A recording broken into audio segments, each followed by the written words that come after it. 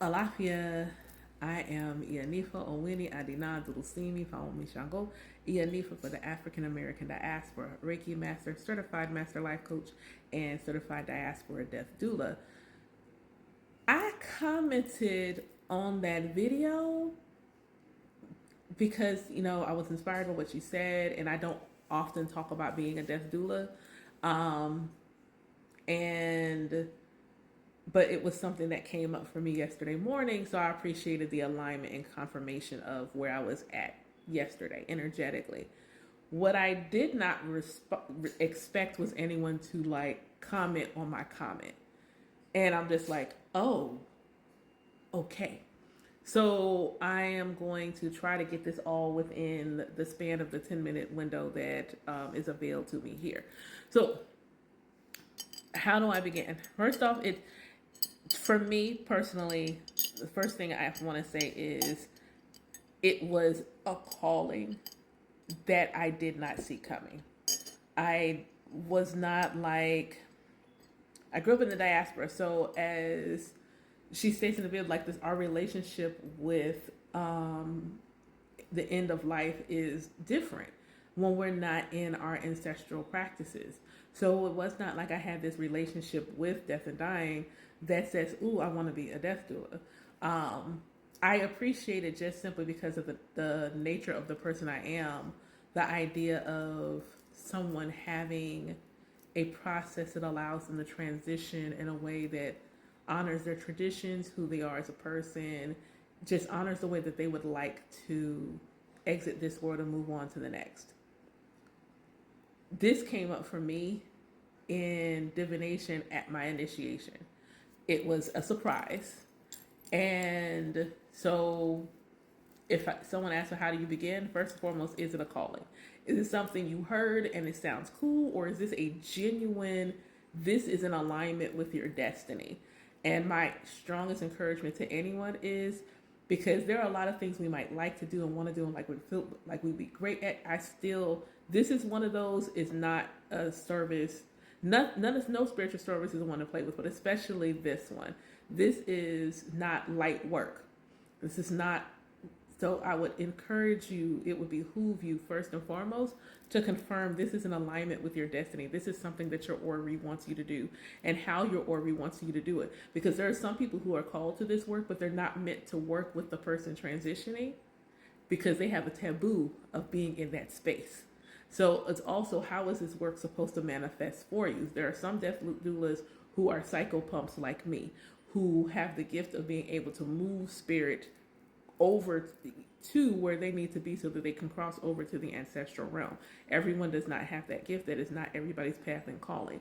And there are some people where it is taboo for you to be anywhere near the person at the moment of their transition. So making sure that how this is supposed to manifest for you, that you are actually being educated in a way so that you don't end up putting yourself in a position that you're not ready to be in or energetically should not be in. Two, because the other work you might be doing as a death doula is grief work, not supporting the friend who's transitioning, but supporting the family of the person who has transitioned. Or your work may be further away. They have transitioned. You are making sure that the person has actually gone to where they need to go. So I would say how you begin is education on one, what the work looks like, and two, if this is an alignment for you. Is this work that you are going to be able to do? Will you have the ashe, the calling, and things of that nature to do? You may think it is powerful work and it is beautiful work. It does not mean it is work that you're supposed to be doing, you personally. The next part is who and how you want to get certified. And this is with the same thing you do with anything. I was fortunate enough that my godmother at the time, she had a foundation, the Diaspora Death Doulas, where she had a certification program through her to certify death doulas and take her class to get certified under her. But there are other death doula certifications out there. So my next suggestion is to educate yourself on what's out there. I knew that if she was not the one, let's just say my Ori moved things in a certain way prenatally that worked out blessed. I was blessed to actually have a death doula that was also my godmother, who was certifying people, who had a nonprofit for this work. So I was very fortunate in that way with her. Not everybody is going to have that. Now, I will tell you, I messaged her this morning because there are certain things she's still doing, certain things she has put to the side. So I reached out to her this morning to see whether or not she was still offering diaspora death doula classes. So it was the moment she says, yes, I will do another video for folks to see, like, hey, my godmother is offering these. This is how you get in touch with her, because she is not active on social media. Someone asked the question as to whether or not I offer certification myself. No. And the reason I don't personally offer certification is because as long as my godmother is doing that, that's her baby. I'm going to I'd much like to defer to her. If there ever comes a point where she's not, and Ifa says this is something I need to start doing, maybe I offer certification for that. But right now, there's only one certification program that I'm working on creating, and that's not the one. So even if it's not my godmother, I would strongly encourage you doing some research, seeing what they are, what the training process is like. Is it extensive? Is it short? Because everybody has their own process. My godmother worked with spiritually inclined and practitioners, so that process may be different for people going into the work, and they're not inherently, because like there are death doulas that what they do is set the space.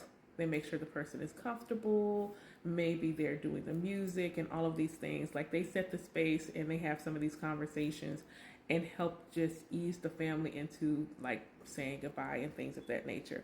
Whereas someone like me, who is a medium and an oracle, may also be called to do things where that person is channeling and their family doesn't know what they're trying to tell them. But because I am a medium and an oracle, I can tell they're talking to the ancestors, and I can actually relay the messages that that person is getting at the time of transition. So again, there are different levels and ways that this could manifest. And so you knowing yourself, you inherently know if you have spiritual gifts, and this would be the way your gifts would be best utilized. So going into looking at certifications, are they going to support you, and how do you actually do the work of helping a spirit to transition, or are you simply helping the body let go? Because those are two different aspects of what that process might look like. So once one, is this alignment? Is this what you should be doing? Are you being called to it? How is it supposed to manifest if you're supposed to be called to it? What is the best way that you need to be educated? And then doing the research on those educated, and then seeing how you want this to look as offering of the service. What does this need to look like? How are you compensated for your time? Are you only going to take care of people who are local to you? Or are you going to have a virtual option where you have an ongoing Zoom or something? What does that need to look like? And my godmother within the program, she talked about a lot of those last parts with us in the ways that she has done it personally for clients that she works with. So hopefully I got everyone, because there were like 10 or so comments, answered off this one comment. If you feel like you had any additional questions, feel free to inbox me. And yeah, that's all I want to share. Whatever.